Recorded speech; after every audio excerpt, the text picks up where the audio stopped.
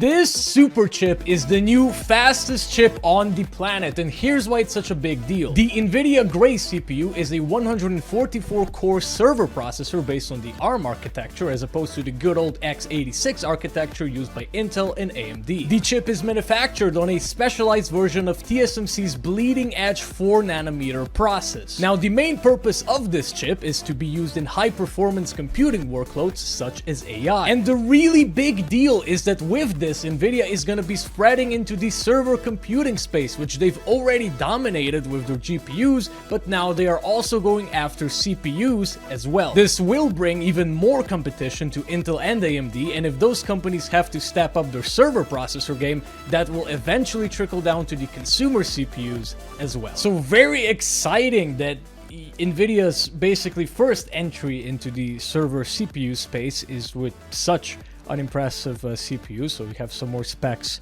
over here. 25.1 billion transistors, 3.2 terabytes per second, full duplex bandwidth. So that means basically both ways. Yeah, you know, PCIe Gen 5 lanes, everything.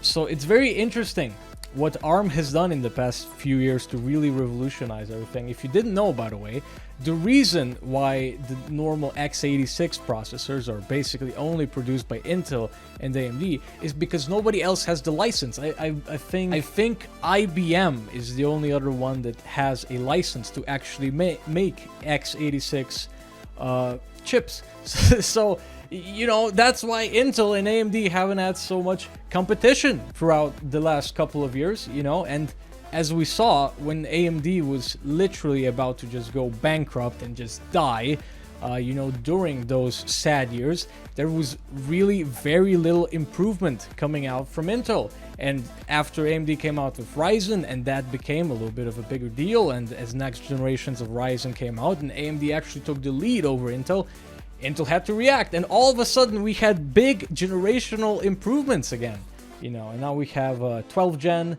with the efficiency cores. Now we have 13th gen coming out with even more efficiency cores.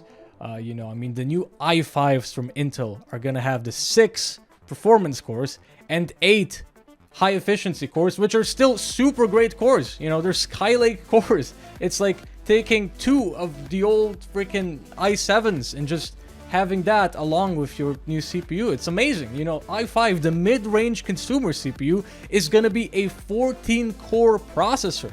So, very exciting stuff. And all the competition coming out from the ARM CPU makers as well. You know, of course, you have mobile chips such as Qualcomm and Samsung make. You have Apple, who is actually making insanely great chips. You know, they're M1, M2 laptop chips. Their iPhone chips have always been really powerful.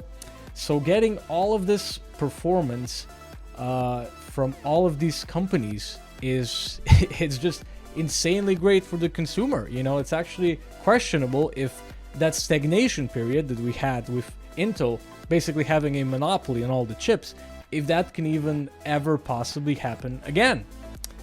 So very exciting stuff from Nvidia coming out. You know, obviously, this is not going to directly affect general consumers. This will be purchased by companies.